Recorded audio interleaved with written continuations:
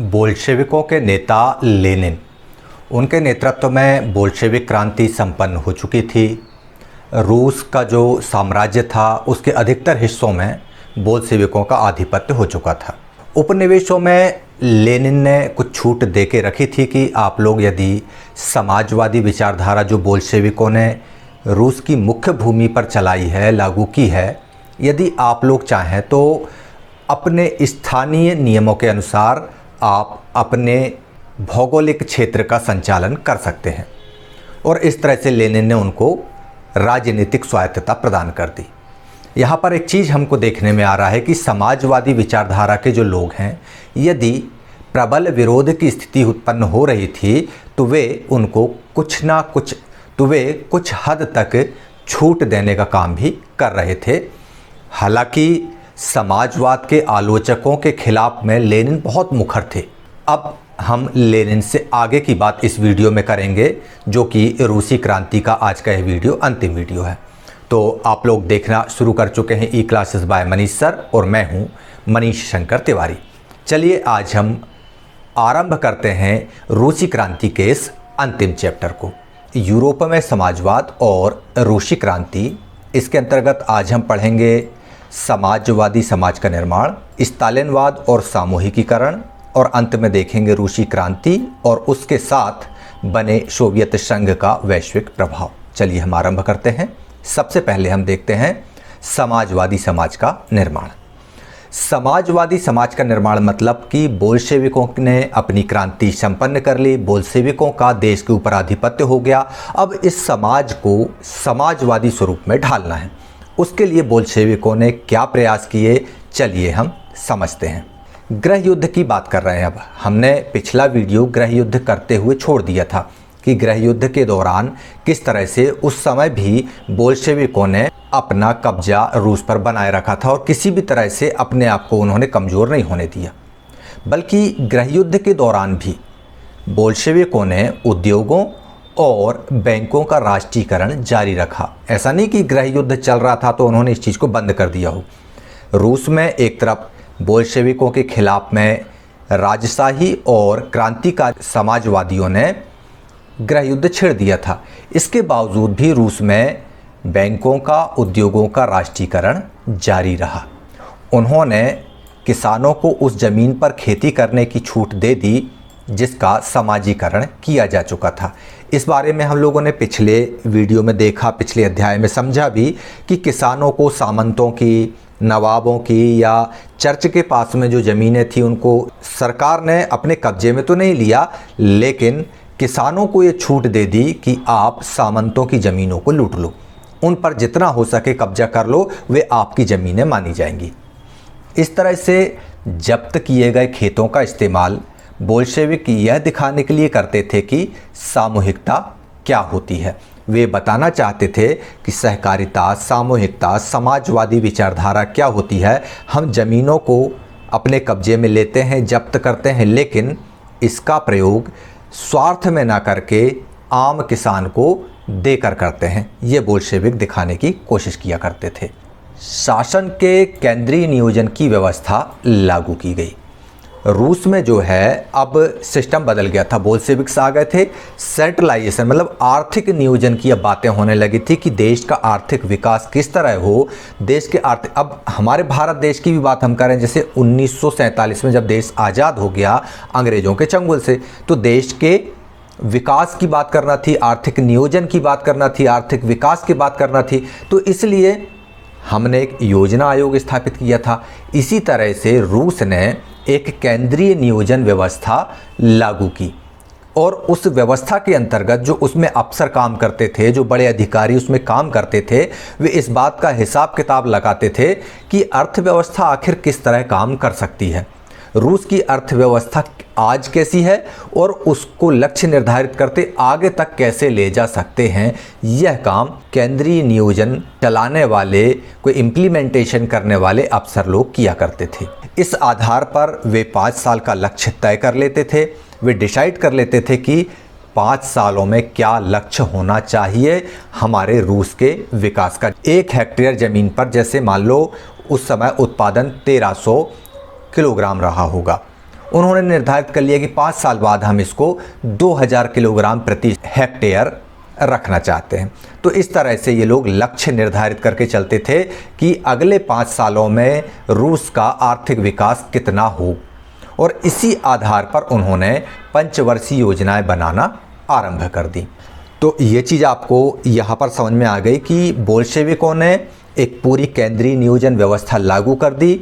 इस व्यवस्था के अंतर्गत अफसर लोग अर्थव्यवस्था का हिसाब किताब लगाते कि अगले 5 सालों में इस देश को कितनी ऊंचाइयों तक ले जाना है, और इसके लिए पंचवर्षीय योजनाएं 5 ईयर प्लानिंग आरंभ कर दी उन्होंने। पहली 2 योजनाओं 1927 से 1932 और 1933 से 1938, मतलब ये 5 साल और ये 5 साल, कुल मिला के 10 वर्षों तक, पहली 10 वर्षों के योजनाओं की बात करें अगर, पहली 2 योजना मतलब 10 साल की योजना।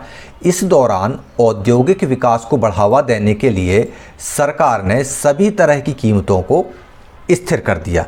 10 साल के लिए सरकार ने ये निर्णय ले लिया कि किसी भी चीज़ की कीमत नहीं बढ़ने दी जाएगी, सारी चीज़ों की कीमत स्थिर रहेगी। मक्का 2 रुपये किलो 1927 में है, तो 1938 तक 2 रुपये प्रति किलो ही रहेगा, इससे ज़्यादा उसकी कीमत नहीं होगी।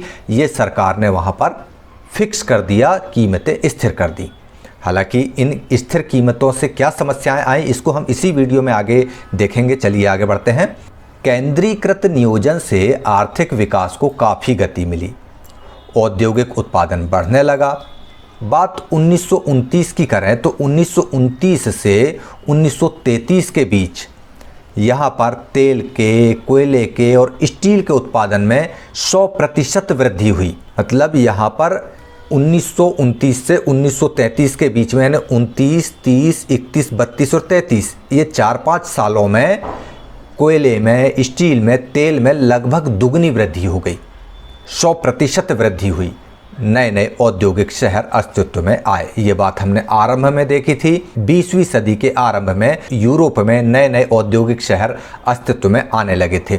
यहाँ पर आर्थिक नियोजन का ये अच्छा परिणाम मिला कि औद्योगिक उत्पादन बढ़ने लगा, और जो आधारभूत उद्योग है, कोयला को हम आधारभूत उद्योग बोलते हैं, स्टील को हम आधारभूत उद्योग बोलते हैं, और तेल को भी हम आधारभूत उद्योग बोलते हैं।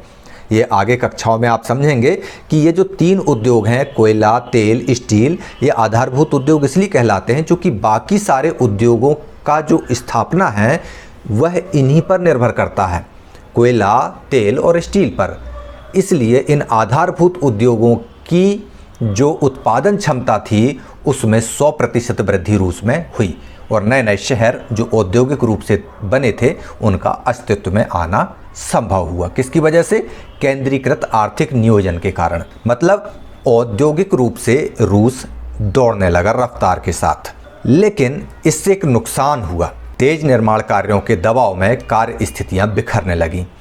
मजदूरों पर यह प्रेशर आने लगा कि आपको कम समय में अधिक से अधिक काम करना है, और ऐसी स्थिति में उनके जो मानसिक स्थितियां थी, कार्य स्थितियां थी, वो खराब होने लगी। मैग्निटोगोर्स्क नाम का शहर था एक, वहां पर स्टील संयंत्र का काम चल रहा था, और इस काम को 3 साल के अंदर पूरा कर लिया गया।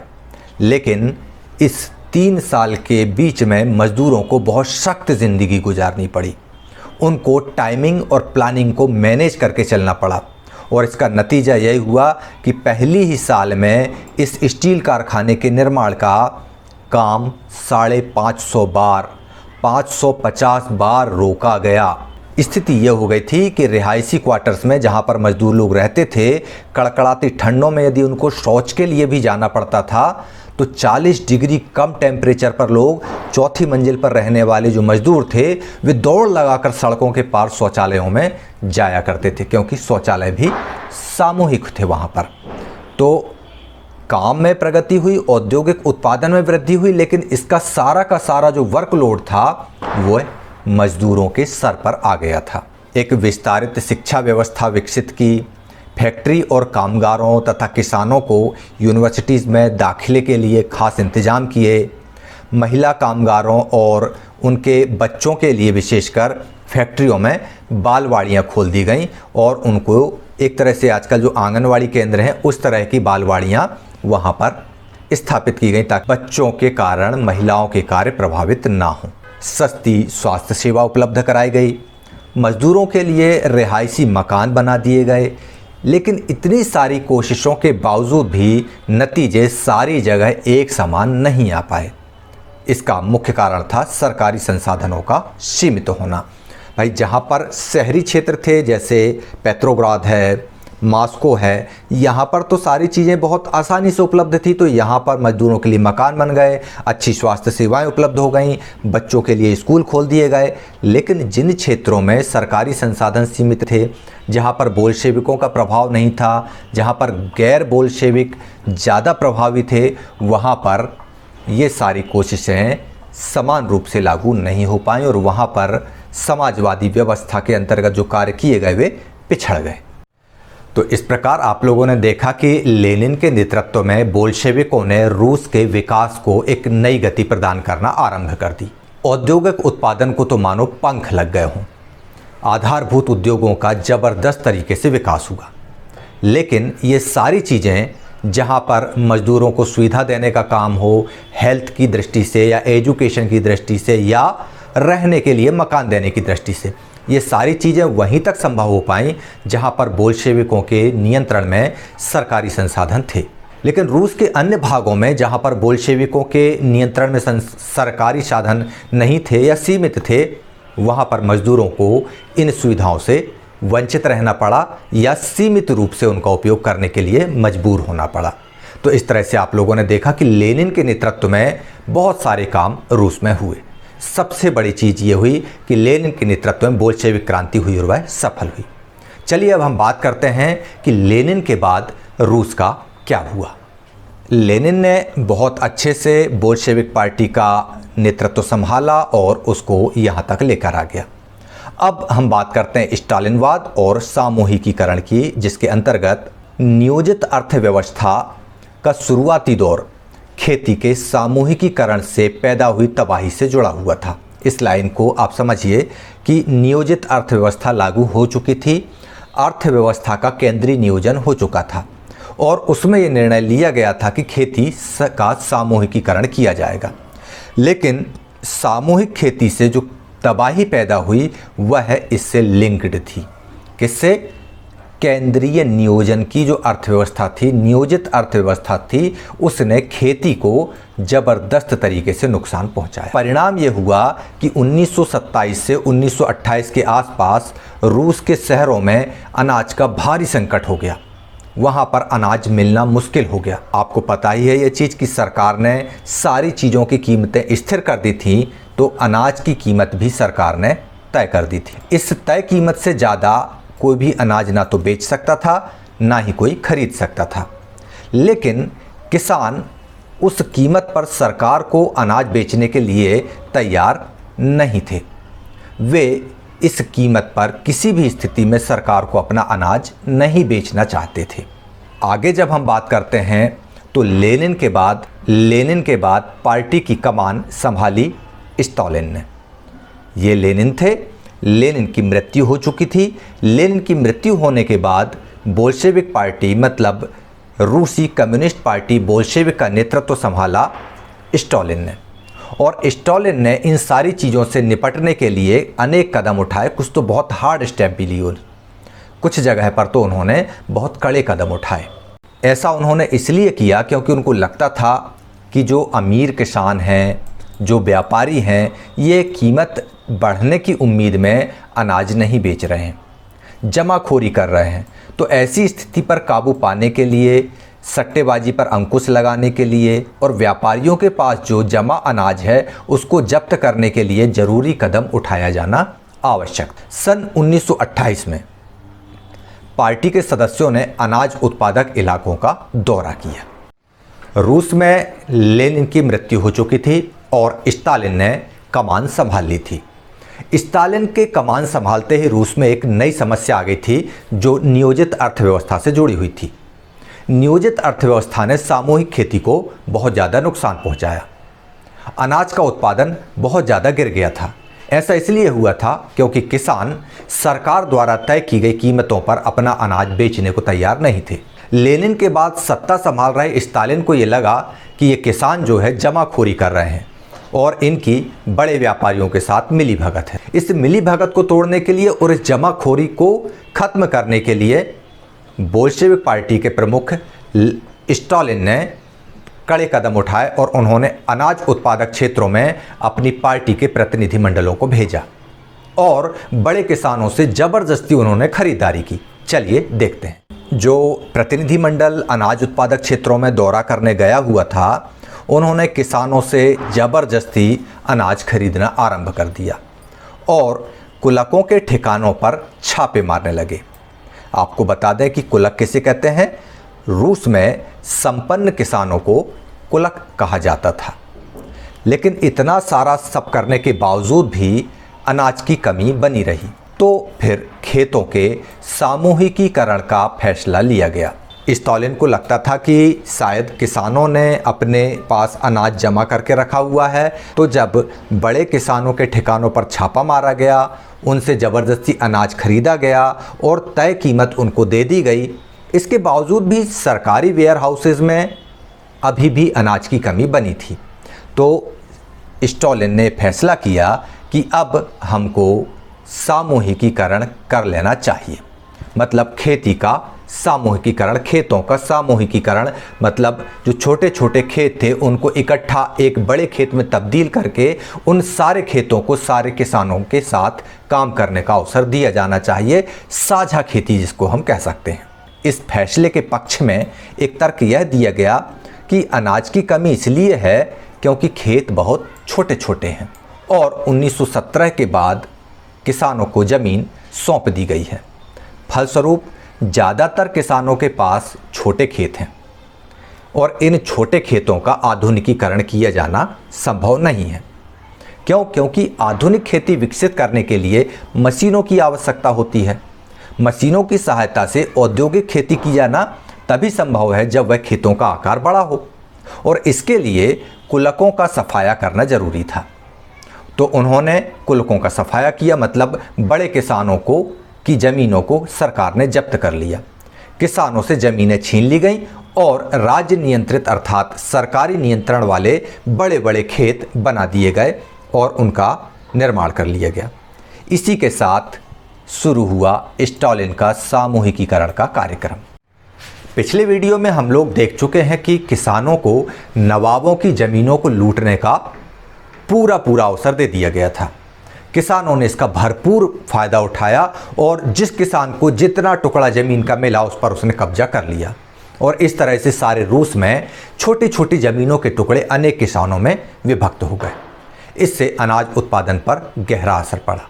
स्टालिन की सरकार को यह लगा कि छोटे छोटे किसान छोटे छोटे खेतों के मालिक हैं, तो ऐसी स्थिति में खेतों का आधुनिकीकरण संभव नहीं है। तो कुलक, जो कि रूस के संपन्न किसान माने जाते थे, उनको बोला गया कि आपकी सारी ज़मीन सरकार अपने नियंत्रण में लेती है और जो किसानों के पास छोटे छोटे खेत थे वे सारे छोटे छोटे खेत भी अपने नियंत्रण में सरकार ने ले लिए और इस तरह से विशालकाय सरकारी खेतों का निर्माण, जैसा कि आप देख पा रहे हैं, इस तरह का हो गया।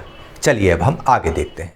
अब 1929 में पार्टी ने सभी किसानों को सामूहिक खेती, जिसको हम कौल खोज के नाम से जानते हैं, यह करने का आदेश जारी कर दिया। बोल्शेविक पार्टी ने यह बोल दिया कि पार्टी से जुड़े जितने भी किसान हैं उनको सामूहिक खेती करना अनिवार्य होगा और ज़्यादातर ज़मीन और साजो सामान सामूहिक खेतों के स्वामित्व में सौंप दिए गए। मतलब जिनके खेत सामूहिक थे, जो सामूहिक खेती में जो किसान काम कर रहे थे, उन्हीं को ट्रैक्टर्स दिए गए, उन्हीं को थ्रेशर दिए गए, उन्हीं को सारे साजो सामान, उर्वरक, भूमि, बीज इत्यादि उन्हीं को प्रदान किए गए।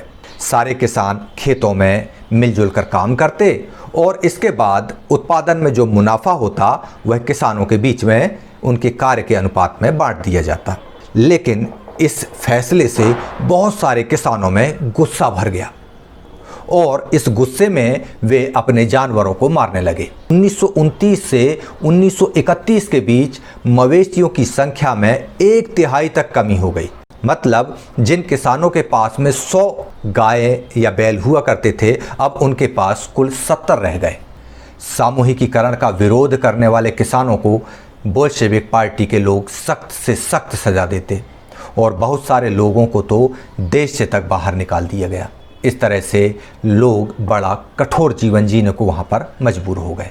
सामूहिकीकरण का विरोध करने वाले किसानों का ये कहना था कि साहेब, हम ना तो अमीर हैं, ना हम आपकी पार्टी के विरोधी हैं, ना हम समाजवाद के विरोधी हैं, लेकिन ऐसे बहुत से कारण हैं जिनकी वजह से हम सामूहिक खेती नहीं कर सकते। जब किसानों की ये बात स्टालिन तक पहुंची कि किसान हमारे विरोधी नहीं हैं, लेकिन कुछ कारण हैं जिनकी वजह से वे हमारा विरोध कर रहे हैं और ऐसी स्थिति निर्मित हुई है, तो स्टालिन ने अपनी नीति में थोड़ी सी नरमाई लेके आ गए और उन्होंने ये कह दिया कि ठीक है, सीमित स्तर पर जो किसान व्यक्तिगत रूप से खेती करना चाहता है वह कर सकता है, लेकिन उसको किसी भी तरह की सरकारी सहायता उपलब्ध नहीं कराई जाएगी। और इस तरह से बोल्शेविकों के नेता स्टालिन ने यहाँ पर थोड़ी सी छूट दे दी। वीडियो के आरंभ में मैंने कहा था कि जब भी समाजवादियों का थोड़ा सा प्रबल विरोध होता दिखा, उन्होंने नरमाई दिखाना सहजता से स्वीकार किया। चाहे लेनिन हो यहाँ पर, चाहे स्टालिन हो। लेनिन ने वहाँ पर राजनीतिक स्वायत्तता दे दी थी इतनी कठोर नीति अपनाने के बावजूद भी। उसी तरह यहाँ पर स्टालिन ने भी किसानों को छूट दे दी, लेकिन प्रतिबंध लगाते हुए कि आपको किसी तरह की कोई सरकारी सहायता उपलब्ध नहीं कराई जाएगी। ठीक है ना। तो चलिए अब हम आगे देखते हैं। सामूहिकीकरण के बावजूद उत्पादन में नाटकीय वृद्धि नहीं हुई, बल्कि 1930 से 1933 के बीच इतना खराब दौर आया, इतनी खराब फसलें आईं कि सोवियत इतिहास का सबसे भयंकर अकाल पड़ा। 40 लाख से ज़्यादा लोग मारे गए। पार्टी में बहुत सारे लोग नियोजित अर्थव्यवस्था और उसके अंतर्गत औद्योगिक उत्पादन में पैदा हो रहे भ्रम और सामूहिकीकरण के परिणामों की आलोचना करने लगे। स्टालिन और उनके सहयोगियों ने ऐसे आलोचकों पर समाजवाद के खिलाफ साजिश रचने का आरोप लगाया। देश भर में बहुत सारे लोग इसी तरह के आरोप में अंदर होते गए, जेलों में बंद कर दिए गए और 1939 आते आते लगभग 20 लाख से ज़्यादा लोग जेलों में डाल दिए गए या श्रम शिविरों में भेज दिए गए। इनमें ज़्यादातर ऐसे लोग थे जिन्होंने कोई अपराध नहीं किया था, पर उनकी सुनने वाला कौन था। बहुत सारे लोगों को तो यातनाएं दे देकर उनसे बयान लिखवा लिए गए कि हाँ भैया, हमने समाजवाद के खिलाफ साजिश रची थी, और उन्हीं झूठे बयानों के आधार पर उनको मार डाला गया। इनमें से तो कई ऐसे लोग मारे गए जो बहुत ही प्रतिभावान और पेशेवर लोग थे। औद्योगिक उत्पादन की स्थिति हो या सामूहिक खेती की स्थिति हो, बोल्शेविक पार्टी की नीतियां धीरे धीरे करके आलोचकों की आलोचना का शिकार होने लगी। लेकिन स्टालिन कहाँ मानने वाले थे।